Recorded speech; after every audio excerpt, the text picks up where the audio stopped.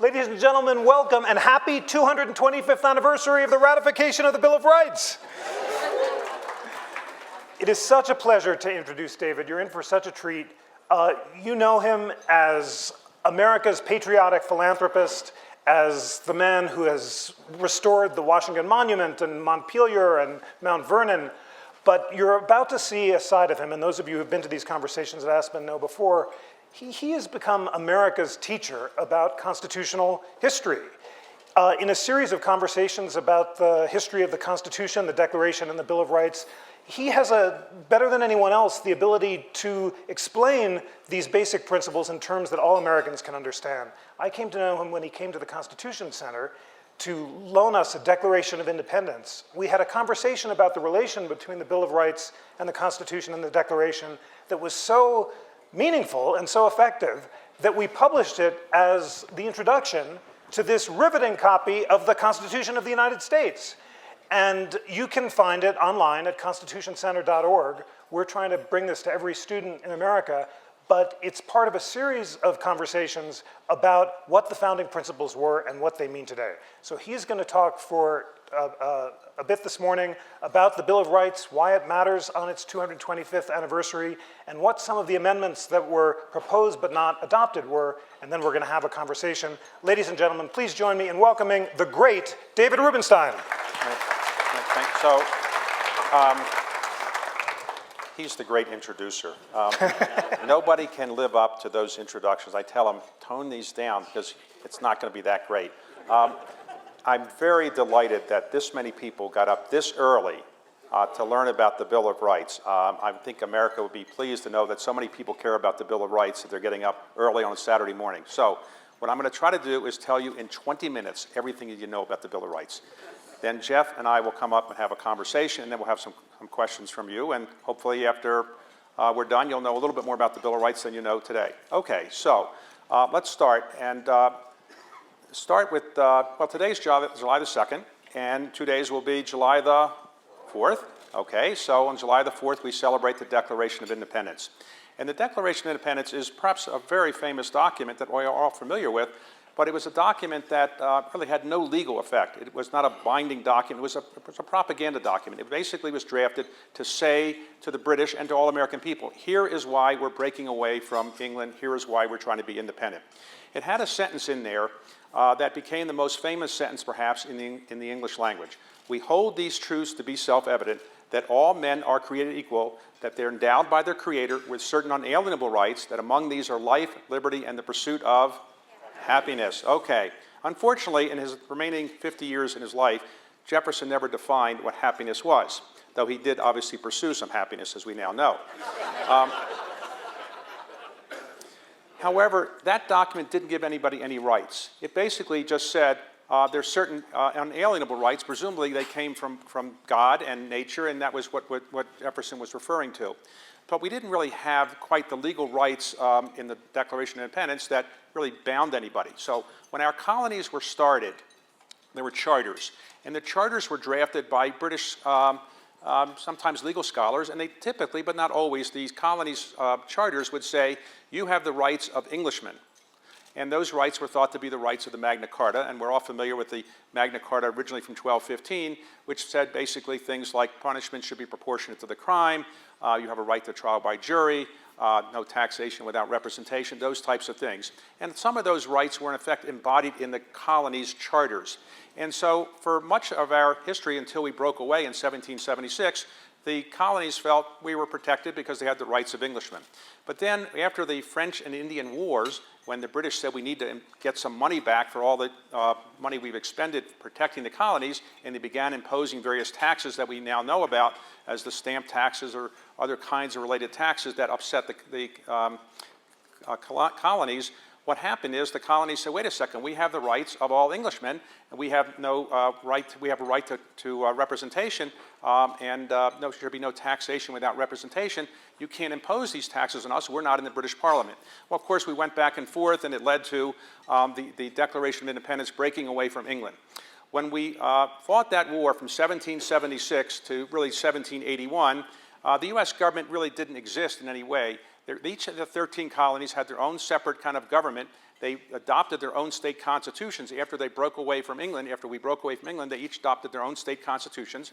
And then they mostly had their own statement of rights in there. They would have, copying from the British Bill of Rights, the British Bill of Rights that had been drafted in 1689, the colonies often adopted their own Bill of Rights in their state charters. So in other words, after 1776, they broke away, the charters that they had from the British were no longer valid because they were now going to be independent. They adopted their own constitutions. Many of them put, in effect, Bill of Rights in, putting some of the rights in that existed in the so-called British Bill of Rights. And the most famous of them was the Virginia Declaration of Rights drafted by George Mason, and that was probably the model for what later became the Bill of Rights to some extent. Okay, so what happens is we fight the war, we win the war, and at Yorktown in 1781, Cornwallis surrenders, and his 7,000 troops march out. They throw their guns down, and then it took 2 years to actually end the war because the Treaty of Paris didn't occur until 1783. So from 1781 to 1783, the British troops are still in the United States. They're not fighting, but they're still there. Ultimately, the war ends in 1783. What had happened was in 1781, when we recognized that we were going to be independent, the Articles of Confederation were adopted by the 13 colonies. And the Articles of Confederation basically said, we are going to affiliate, but nobody is really in charge. So we can't do anything unless all 13 colonies agree. So we can't impose taxes on anybody for military purposes. We can't basically raise an army. We can't really have a foreign policy unless all 13 colonies more or less agree. Well, that didn't really work very well. But in 1781, when they were just breaking away from England, that was what we had. And so from 1781 until 1783, when the war was over, we had the Articles of Confederation. From 1783 to 1787, many people recognized that this wasn't really working. We broke away from England, but what happened was we had a dysfunctional kind of government. There were 13 colonies. They weren't really working together. There was no ability to raise money. There was no really ability to put an army together. And so the country was kind of falling apart.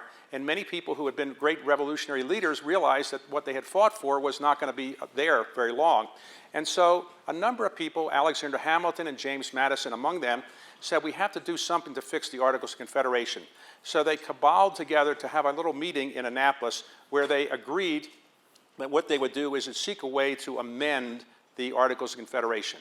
Now, they got the Congress and the Articles of Confederation to more or less agree that a constitutional convention would be held. In other words, there was a Congress made in New York, and that Congress agreed, after the meeting in Annapolis that Madison and Hamilton had, that yes, they would put a call out to the 13 states to come together in Philadelphia to basically figure out how to amend the Articles of Confederation. But actually, Madison and Hamilton's plan was not to amend. They really wanted to redo the Constitution completely and to create a whole new set of rules and a whole new government. And that's actually what happened. And from May of 1787 to September of 1787, about 57 white men, Christian white men, I should add, all came together, and they came up with a constitution after much back and forth. Towards the end of that debate, about 5 days to go before they were going to end in September, and they were very eager to go home because the rules of the engagement were that all the windows had to be closed all the time, the curtains had to be drawn, nobody could see what was going in the room in which they were meeting, and therefore it was very hot. It was 90 degrees plus. There was no air conditioning, obviously, and there was flies all over the place, and it was a very unpleasant situation. They couldn't wait to go home. They'd reached an agreement, more or less, that we now know it's the body of our government.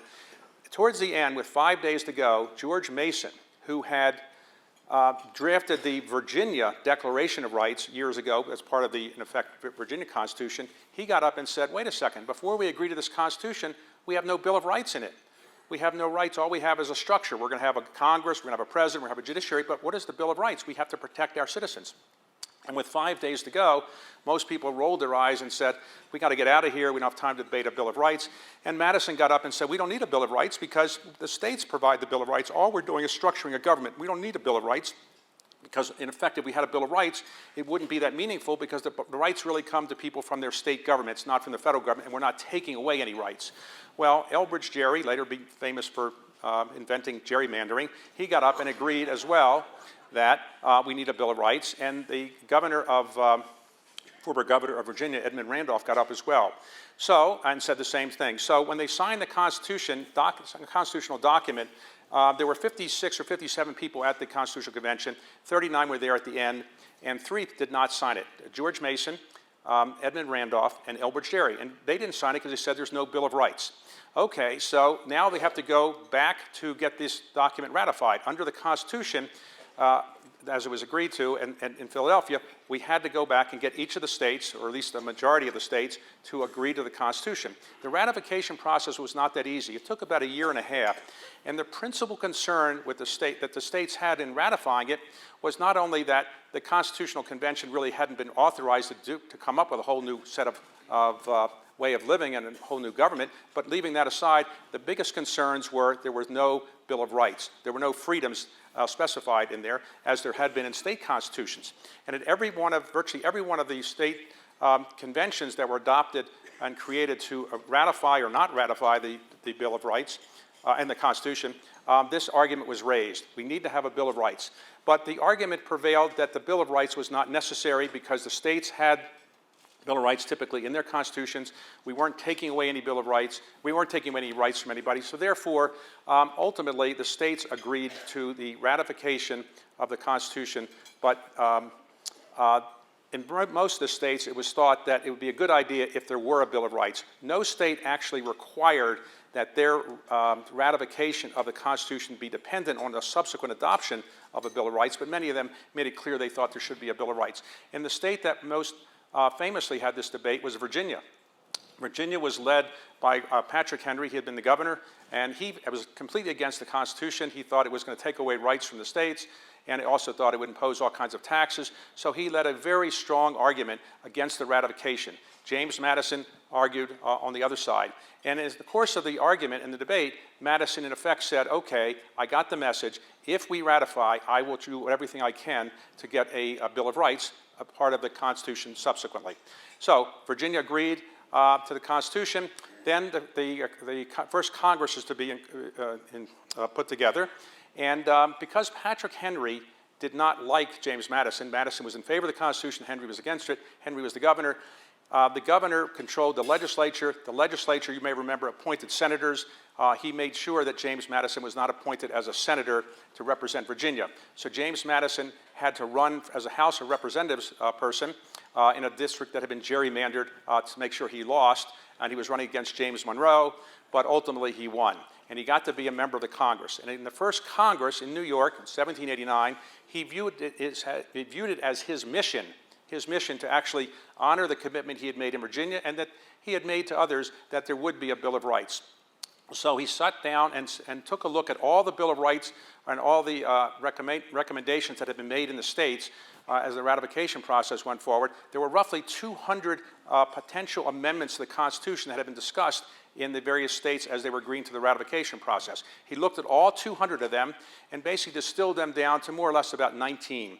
And he said these would be the 19 Bill of Rights that he would recommend to be put into the Constitution. His view was you shouldn't have amendments that would be amended to the Constitution as a part of a supplement. You should take the Bill of Rights that we're going to impose and put them in the Constitution and just, in effect, change the document and insert in various places these 19 Bill of Rights. Okay, so he gets up on the floor of the House of Representatives and say, okay, I'd like to introduce a motion to adopt the Bill of Rights. I have them here. Let's have a debate. And people say, what are you talking about? We just got this Constitution. It's not even in operation for more than a few months. Why do we want to amend it now?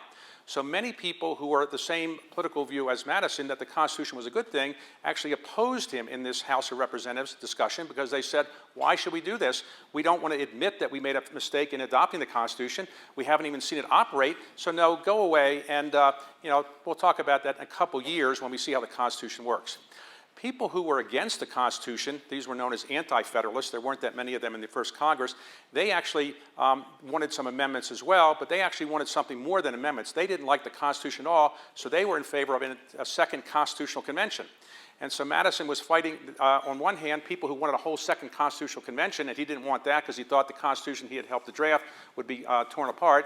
And the people who were in his own party, they didn't want any Bill of Rights because they thought that was unnecessary and was in effect admission that the Constitution wasn't working, and they said we have more important things to do. We've got to figure out how to put a judiciary together. We have to figure out how to impose taxes and various things. So Madison got up and he was not very successful. He came back a few other times in the first Congress and tried to get, again, this discussion to go underway, and he made some progress. Ultimately, a select committee was appointed to review the 19 proposals and 19 amendments of James Madison. Okay, the committee came back and said, in effect, we don't think that we need all of these and we can change the way it's done, but ultimately the House committee came back and recommended that there would be some amendments, and it went to the floor of the House, and in the end, 17 amendments were adopted. And they then sent them to the Senate. The Senate wasn't really anxious to have amendments either for the same reason. They were afraid that it would be an admission that we didn't really have a good Constitution, we hadn't seen how it would work, and really they said, why do we need them? Because the protections of most people really come from the state constitutions. Okay, so back and forth. Ultimately, the Senate agreed that they would consider these amendments, and they did. They took the 19 amendments and they came up with 12. Those 12 amendments were then sent back to the House. There was a conference committee, and out of that conference committee came 12 amendments to the Constitution. And then it went back and forth, and both houses agreed to it. That had to be ratified. The 12 amendments were obviously 2 more than were ratified. So the 12 amendments were drafted up in calligraphy. George Washington asked 1 copy to be drafted for every one of the states, and then 1 kept for the federal government. So there were 14 copies of these original Bill of Rights, the 12 Bill of Rights that were sent to the states for ratification. As we all know now, 10 were ratified. 2 were not. The first 2 actually were not. The First Amendment was actually one that dealt with the size of Congress and how Congress could go to a larger size, and that was not approved by the states. The states didn't really want Congress to grow. The Second Amendment, that's now part of the Constitution, now known as the Madison Amendment, the 27th Amendment, said, and interestingly, Congress cannot increase its salary during any particular session and get the benefit of it. If you raise salaries for members of Congress, the members of Congress can't collect that until after the next election. The theory being that the voters will have said, okay, you voted for a salary increase, we voted to let you stay in office after we knew about that salary increase, and therefore you can collect it in the next Congress. That was voted down.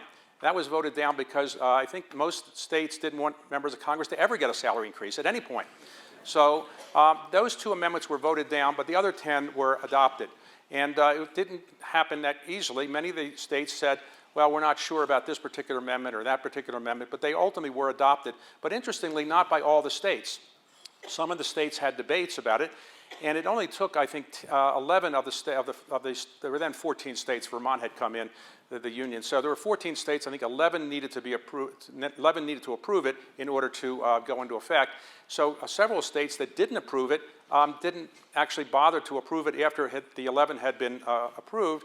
And so it wasn't until 1939 that the other 3 states said, why don't we go ahead and approve the Bill of Rights? So, for example, Massachusetts, the state legislature approved the Bill of Rights. They sent a letter to the governor, John Hancock, saying this is okay, but he never actually forwarded it to the Congress, and it never officially was approved. So it wasn't until 1939 that the Bill of Rights was approved by the state of Massachusetts. So, in effect, the Bill of Rights, and I'll just conclude here and before Jeff comes up, the Bill of Rights, when it was adopted, people said, okay, now we have these Bill of Rights, and we'll go through what they are in a moment. But it never actually became very significant. It was seen as an adornment. It was not significant. In fact, from the time that they were adopted in the early 1790s until roughly the 1920s or 30s, nobody paid attention to the Bill of Rights because, for one thing, the Bill of Rights applied only to the federal government, didn't apply to the state governments, and ultimately there weren't a lot of cases or litigation defending involving protection of minorities and other people who are often benefit from the Bill of Rights, and so there was virtually no litigation about the Bill of Rights for almost 100 plus years. And so now we regard the Bill of Rights as the bulwark of our freedoms, and so much of the constitutional litigation we have revolves around interpreting the First Amendment, the Second Amendment, the Third Amendment, the Fourth Amendment, and so forth. But that didn't happen after they were adopted. They were basically ignored. And so the irony is the Bill of Rights today, which we consider to be so important, and it's such an important part of our Constitution and our legal system, was not something that many members of Congress really wanted. The states ratified it, but grudgingly, and then they basically ignored it for more than 100 years. But history has obviously changed, and now the Bill of Rights is an important part of our Constitution, important part of our legal system, and people now regard it as indispensable part of our Constitution, but it wasn't really regarded that way in the beginning. So now why don't we have Jeff come up, and we'll talk a little bit about how the Bill of Rights has been interpreted, and what some of the key Bill of Rights are, and why now it's such an important thing for our legal system to have these Bill of Rights. Jeff?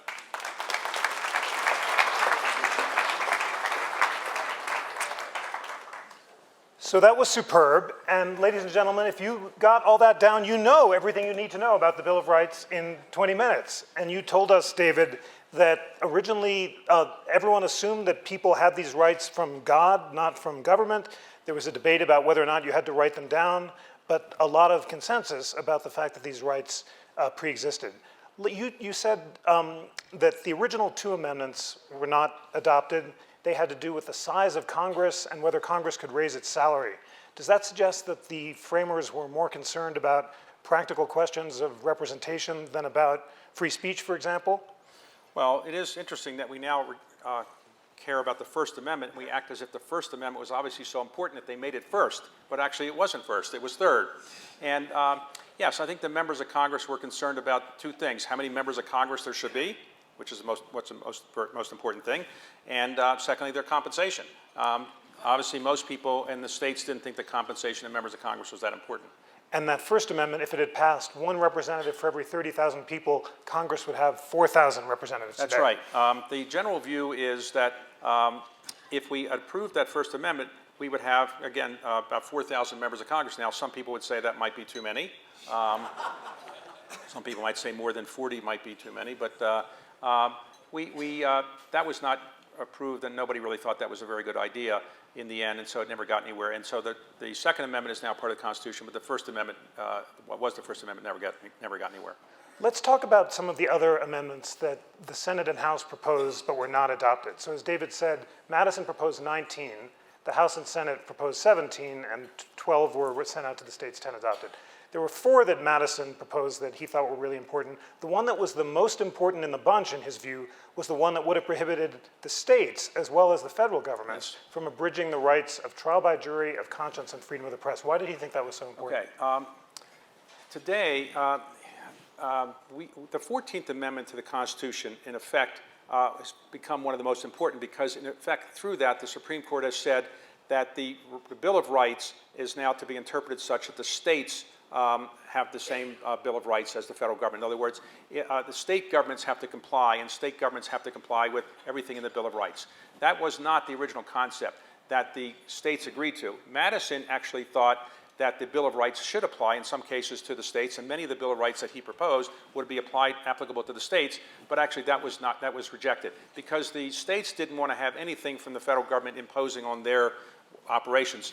It wasn't until the 14th Amendment was, in effect, incorporated into the Constitution that in the 1920s, I think it was 1929 or cases in around 21, a free speech case. 1921. So it wasn't until the Supreme Court in 1921 incorporated the 14th Amendment into the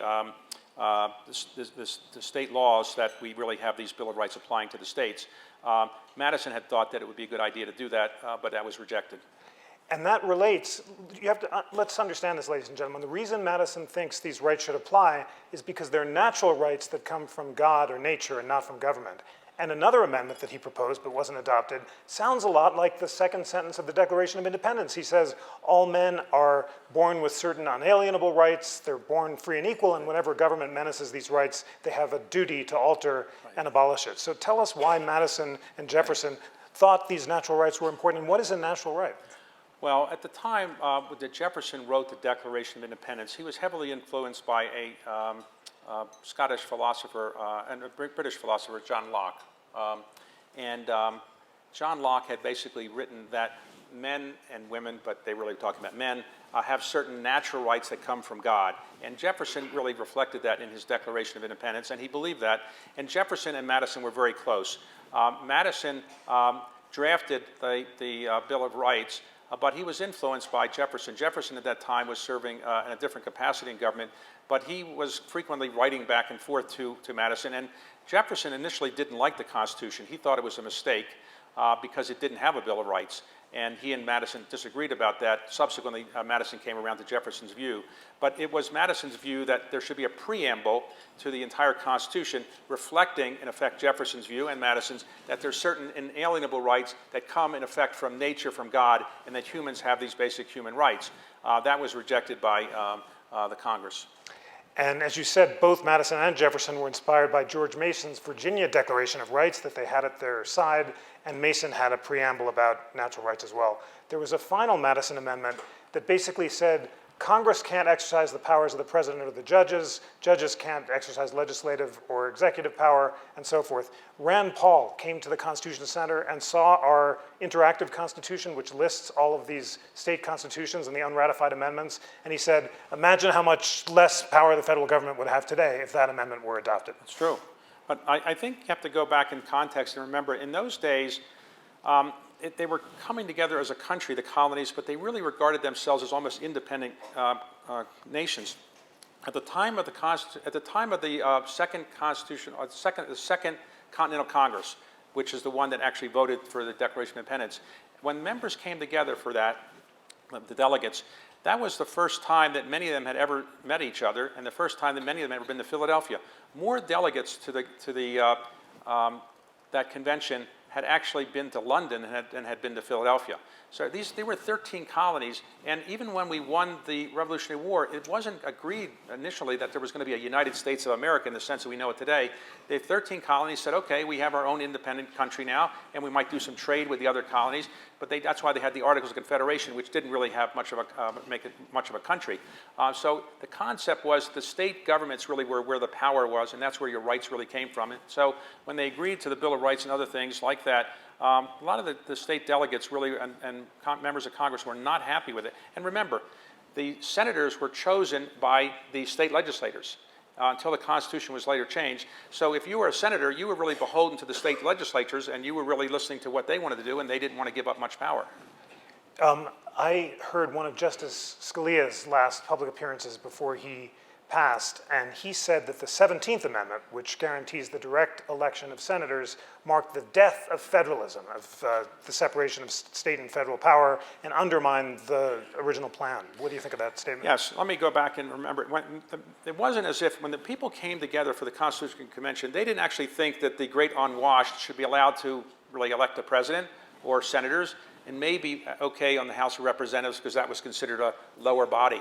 But the president, they came up with the Electoral College because the Electoral College was set up in a way to make sure that the elites would really pick the President of the United States. The Senate was the same. They didn't really trust most voters, and so therefore they didn't want the upper body, what was an equivalent to the House of Lords, to be selected by the great unwashed. So that was selected by the state legislators. And actually, initially in the Constitutional Convention, it was debated whether the state legislatures or Congress should actually pick the President of the United States. And they came very close to, at one point, in actually letting the Congress elect the President of the United States. Ultimately decided not to do that. But it wasn't as if they thought everybody in the country should be allowed to vote. They did let people get elected by popular vote for the House of Representatives. But it wasn't as if people in the initial Constitutional Convention said, boy, the people of the United States, they're so smart, we're going to let them do the voting. They had the view of somebody from my hometown. H.L. Mencken was from Baltimore, a great writer, though a bit of an anti-Semite. Nobody's perfect. Right. He said nobody ever lost any money underestimating the intelligence of the American voter.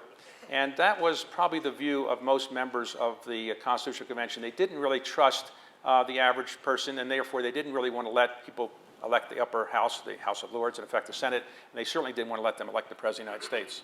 Well, I have to ask the question that's on everyone's mind. There's fear that constitutional values are under assault from populist forces on the left and the right, here in Britain and around the world.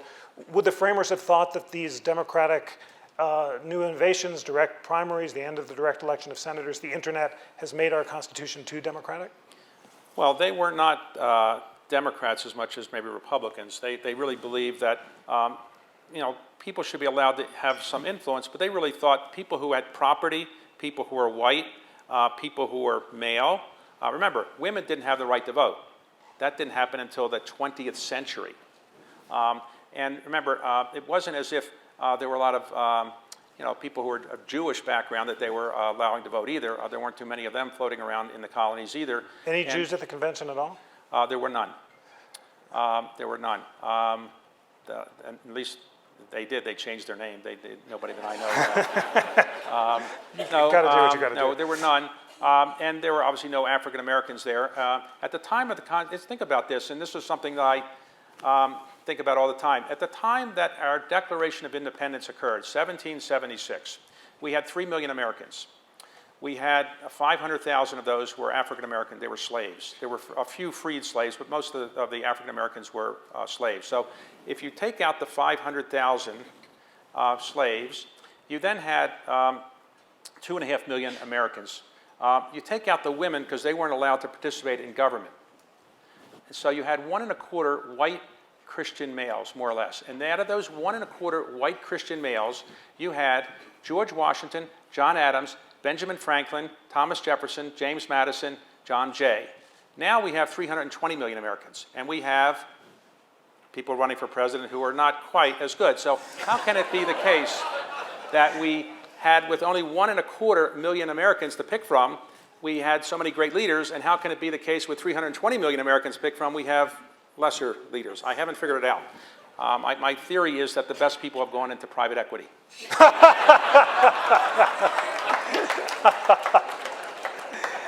Excellent. Back to the Bill of Rights. You said that there were 200 amendments that were originally proposed. They included one that Jefferson favored that would have prohibited Congress from setting up corporations with exclusive privileges or monopolies of any kind. Can you tell us about some of the other 200 amendments that didn't pass? Well, there were everything under the sun was imagined. And one of the most important ones, which seems bizarre in some respects, is that the Congress was not allowed to impose taxes, that taxation would be voluntary. Because the states really didn't want to give up the taxing authority that they had. And so one of the amendments actually was, and it was considered, that all taxation would be voluntary. In other words, the federal government could ask the people to pay taxes, but it was voluntary. Obviously, it didn't work. There were many things like that. There were bizarre kinds of notions. I think it's also important to remember that the people who were putting our Constitution together and dealing with the Bill of Rights, they were an elite. They were pretty much all educated. Many of them had been educated in England. Most of them were lawyers. They are among the wealthier people in the United States. There were very few people of modest backgrounds. Very few people had risen from modest backgrounds to be able to be important enough in society to be in the Constitutional Convention or any of those kinds of groups. It was a place where you kind of were born into a relatively wealthy society, and you kind of stayed that way. Some of the most important people in the country did nothing, had no other jobs. They only did government. For example, James Madison never really worked a day in his life outside of working on government-related things. He came born into a wealthy family and just never actually had a profession like a lawyer or anything like that. Many of the other founding fathers did have professions, but they devoted an enormous amount of time to this. And you think back on it, if you wanted to go from Washington, D.C., well, let's say at Mount Vernon. When George Washington went to the Constitutional Convention from Mount Vernon, it took him several weeks to get there. You couldn't get to Philadelphia by rail, really. There was no rail, and they didn't have cars, and there were no driverless cars or anything. So you either had to take a boat along the coastline, or you went by carriage and horses, and it took several weeks. The idea that they got all these things done and they put this kind of effort into it is quite amazing when you think back on it. There are calls today from the left and the right for a new constitutional convention that would consider everything from balanced budget amendments to anti-Citizens United amendments. You said that there were calls for a second convention after the Bill of Rights was adopted. Why did the anti-federalists oppose the call for a second convention? No, the anti-federalists actually wanted to have a second constitutional convention. The federalists were considered to be the people who wanted a strong federal government at the time. The anti-federalists thought that we should not have a strong federal government. So the anti-federalists thought, let's have a second constitutional convention and undo all these things that were in the initial Constitution. Let me ask you a question, though. Some people here may not be familiar with what the Constitution Center does. So tell me what it actually does, or tell everybody what it does. Well, the Constitution Center, which David is on the board of and has lent all these wonderful documents to, like the Declaration of Independence, and you're about to lend us a series of original printings of the Bill of Rights, which will help Americans understand the evolution of the documents. But we're really something devoted to a much larger idea, and that is that it's important in these polarized times to have one place that brings together citizens of all perspectives, liberals and conservatives and everyone in between, to educate themselves about the Constitution and to debate its meaning. And that's why, in addition to this beautiful museum on Independence Hall in Philadelphia, we have this incredible online resource where you can see the best scholars in America from the left and the right debating what every clause of the Constitution means, describing what they agree about and what they disagree about.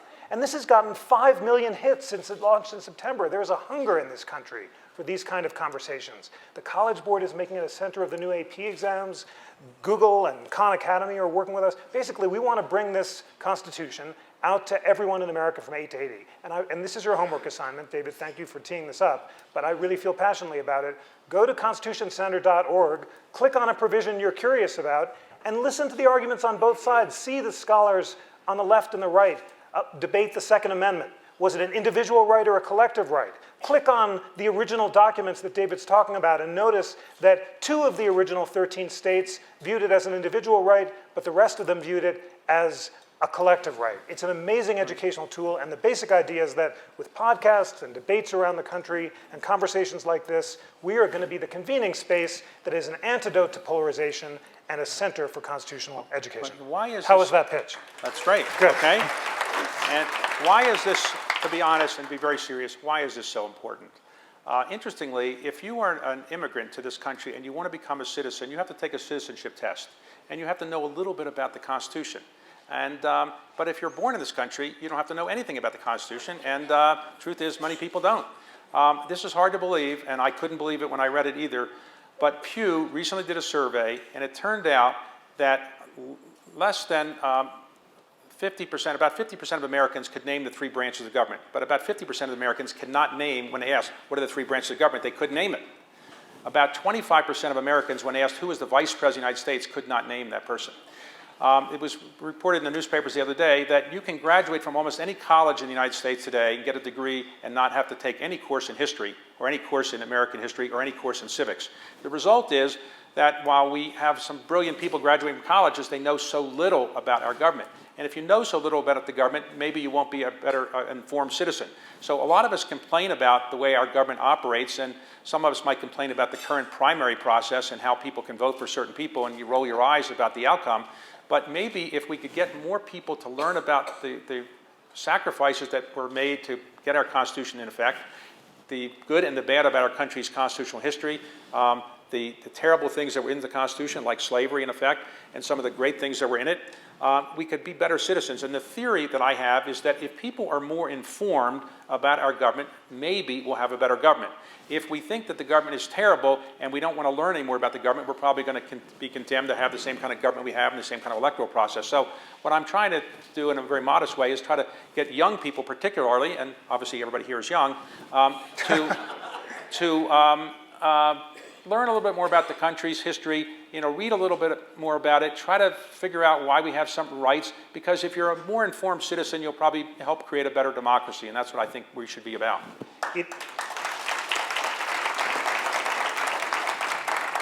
I want you all to understand how much David has done to advance this process of constitutional education in every format, and the founders expected no less. Jefferson said that democracy cannot survive both ignorant and free.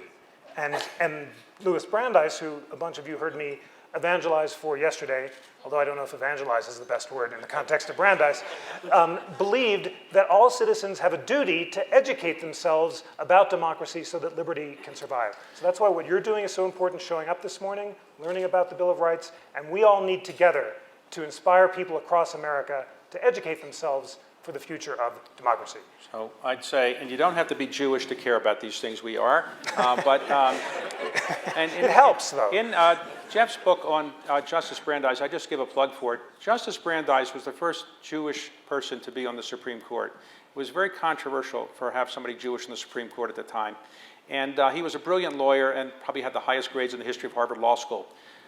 when he was on the court, there was another justice who was so upset with people who were Jewish that he never talked to Justice Brandeis, Justice McReynolds. Exactly. Never talked to him. And anytime Brandeis would come in the room, he would leave.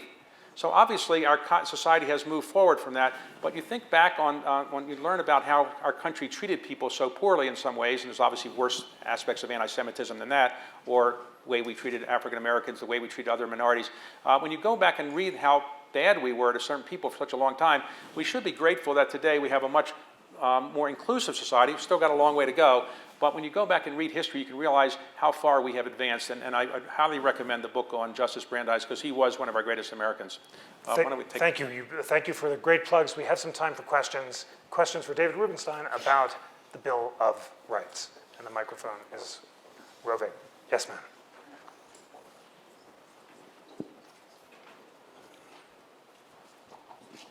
Hi, Shelley Porgas from Washington, D.C. Jeffrey, you kind of alluded to it a little bit, but what are your expectations in this upcoming election as far as threats to the Bill of Rights, potentially, and even potentially the Constitution itself? I want David to answer the questions, but I am concerned that these populist forces may, I'm being very careful here because the National Constitution Center is nonpartisan, and we have a mandate from Congress to disseminate information about the Constitution on a nonpartisan basis, although we're a private nonprofit. But it is obvious that populist efforts to consolidate power, to amend the First Amendment, to ignore limitations on executive power are being criticized on the left and the right. And you have libertarian critics of the Republican candidate and the Democratic candidate. So I fear that this elaborate balance that the framers set up, designed to check power and disperse it, may be threatened by the concentration of power that the populist forces allow. But David, what's your concern? I would just say that you are nonpartisan, but you're ecumenical. If you want to rent the Constitution Center for a bar mitzvah, you're allowed to do so. Right? Yes, you can. Yes. Only for bar mitzvahs. Only bar mitzvahs, yeah, okay. Exactly. You don't want to take that, because that's an important, I was dodging a little bit because I have to be nonpartisan. Do you want to say what you really think here? No. Other questions here? Yes, sir. So I'm consistently in awe of the brilliance of the founders and what they've created in America and what a force for good, generally speaking, America's been in the world. But I've watched what's going on, like everyone else here, for the last 9 months with the primary process. And I think you either have to go one way or another. I mean, I think you either have to conclude that there are forces in the country today that the elite don't understand terribly well, but that are very real, or you have to conclude that the American electorate has become so broad and diverse that it's actually too stupid, for lack of a better word, to intelligently govern the country. I'm still a believer in American democracy and that, generally speaking, American voters get it right. But I know smart people who think we're at an inflection point, and those days are behind us. What do you think? Well, clearly, the democracy that we have today is not working the way that all of us would like, and some of the outcomes in some of the elections are hard to understand. Though, if you take a look at Britain, it's hard to understand how the Brexit vote could have occurred either. The democracy has lots of downsides to it, and I think sometimes we're not happy with the election results that we see, but I do think the fact that we have an understanding that the system of law is going to prevail. In other words, you don't, in our country, talk about violent revolutions that are going to overtake the government. We don't worry about military coups. We do think that basic rights will generally be protected through the Constitution, by the judiciary.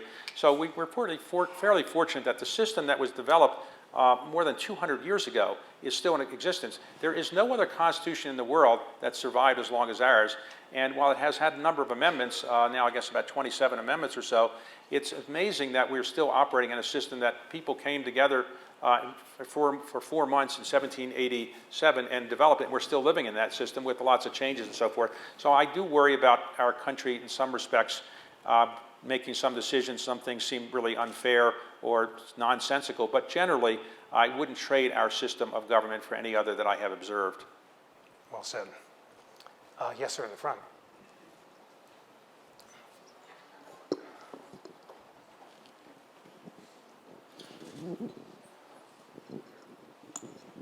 Thank you. I'm just curious, did George Washington actually run for president or Okay. did the Senate kick him? And if he ran, it's Okay. who ran against him? Okay. George Washington, interestingly, when George Washington won the Revolutionary War, he was the general. He was not a person who won that many of the battles. He won the war. He lost most of the battles.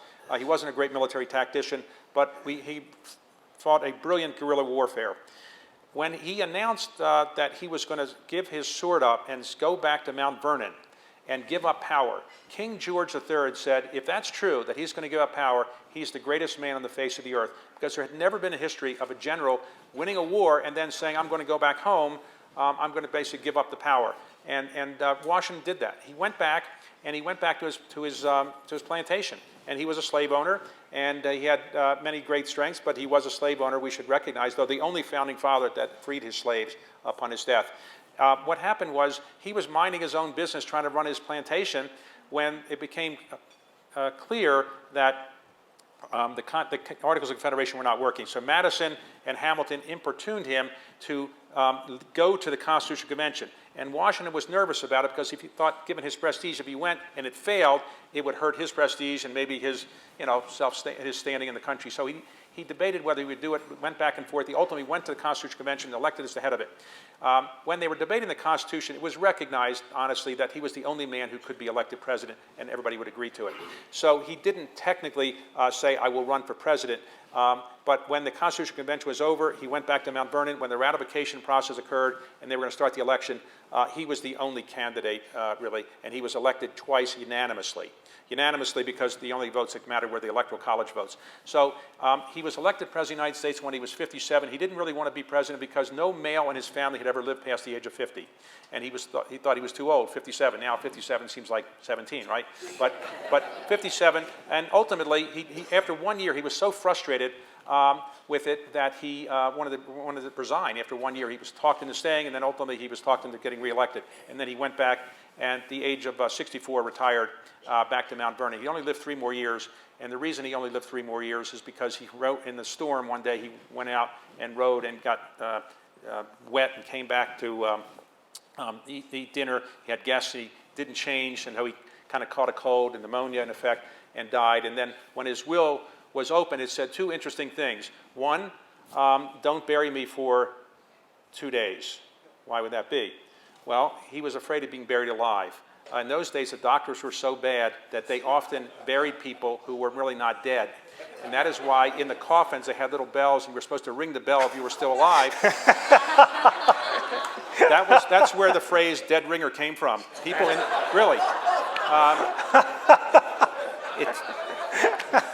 For better or worse, he was dead. And one of the reasons he was dead was because when the doctor wanted to perform a tracheotomy, they said, no, he didn't want that. They said, just cut my veins and let the bad spirits come out, and that'll be good. That doesn't work. And so he kind of died of shock.